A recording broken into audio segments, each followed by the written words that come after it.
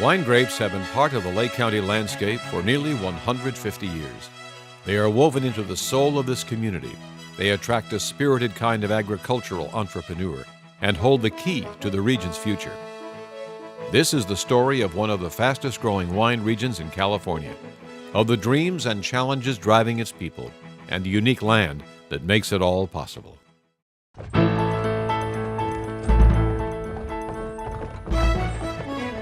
The year was 1872, and Californians were on the move. Settlers were pushing west from the Sacramento Valley and north from San Francisco. Some came to Lake County to improve their health, others in search of opportunity. The history of California winemaking has been one of pioneering. I think whether it was the Spanish missionaries who came up here, of course, they're making Sacramento wine, but then all of the generations that have come here, whether it was the Italians or in this region, for example, we had a number of Germans and Swiss, they came and they brought their traditions with them. They were planting Zinfandel. Zinfandel was here by then. They were planting Burgundy and Riesling. There was no Chardonnay. There was no Sauvignon Blanc. Lake County's first grape growers settled near the town of Lower Lake. In 1890, Louis Kugelman built the county's first winery on a ranch just outside the town. It had a 20,000-gallon capacity. When I was 17 years old, I took over my father's job of driving 2 horses and a heavy spring wagon with 100 gallons of wine out to the Quicksilver mines. We got 40 cents a gallon for it. Can you imagine? Al Kugelman. Lake County's wine industry was gaining traction.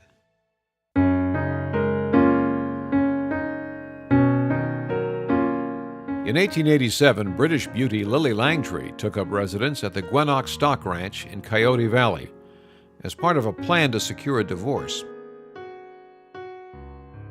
With the help of a French Bordeaux expert, she planted grapes and then produced bottles of wine with her picture on the label. Langtry Estates, a pioneer in wine industry marketing, is the only one of Lake County's early vineyard operations still in business.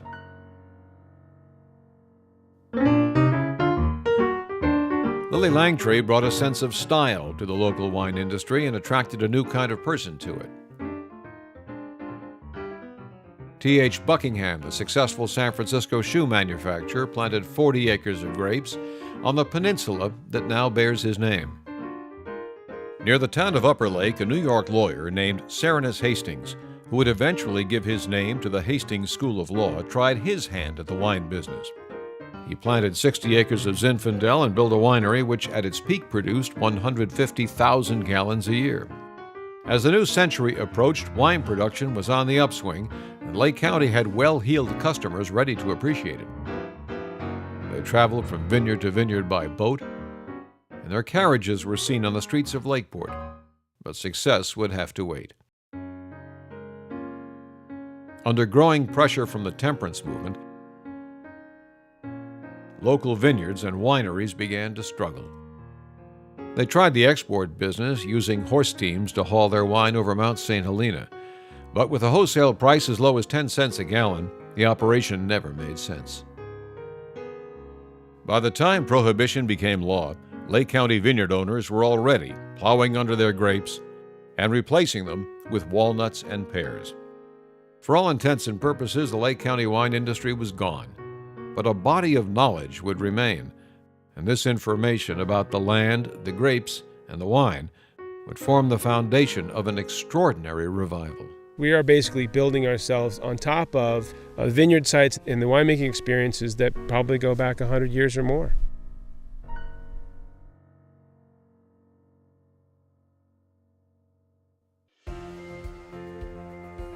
From the beginning, California grape growers have been searching for new places to spread their wings. So it's no wonder that some of the state's most respected and adventurous growers were thrilled when they rediscovered Lake County. The backbone of great Cabernets runs up and down this ridge. It separates Napa and Sonoma, runs north from here all the way up into the coastal range. It's higher. We call it the Alta Mayacamas. It's the highest part of the range, and they're crazy, unique, great soils up here. There are no soils that I've ever seen anywhere in California that have the rocky volcanics that we've seen with the red clay loam soils we have here. for myself with my winemaking experience down in Napa, down there, the thing is I knew that the potential here was pretty incredible. Other parts of the world, like in Spain and Italy, they find vineyards that have been planted for 200-300 years and replant them, resuscitate them, and find these great components out of them. Here, we're finding, enormous amount of acreage all throughout Northern California, and it's exciting to find places that make great wine. On the west side of Mount Konocti, Beckstoffer Vineyards is planting Crimson Ridge, a new location with great promise. In Crimson Ridge, we have different types of soil, bigger rocks, and we have an undulating situation, so you get different aspects, different sun exposures. Ya está blandito. What we're looking for is those special spots where we can produce those vineyard-designated wines that are truly can compete with anybody in the world. And Crimson Ridge might just be one of those places. Most Lake County vineyards are planted above 1,500 feet, so the vines get more ultraviolet light. The soils here are newer, and there are huge temperature swings, and you taste it in the wines. The main characteristic is just a sort of intensity of fruit, an intensity of the wine. Great color, structure, kind of a intensity of impact and flavor because you're in the mountains. You have thicker skins because of ultraviolet light. You have limited yields because of the soils and climate. So that's a big characteristic of all of our wines up here, whether they be whites or reds. Here in the mountains of Northern California,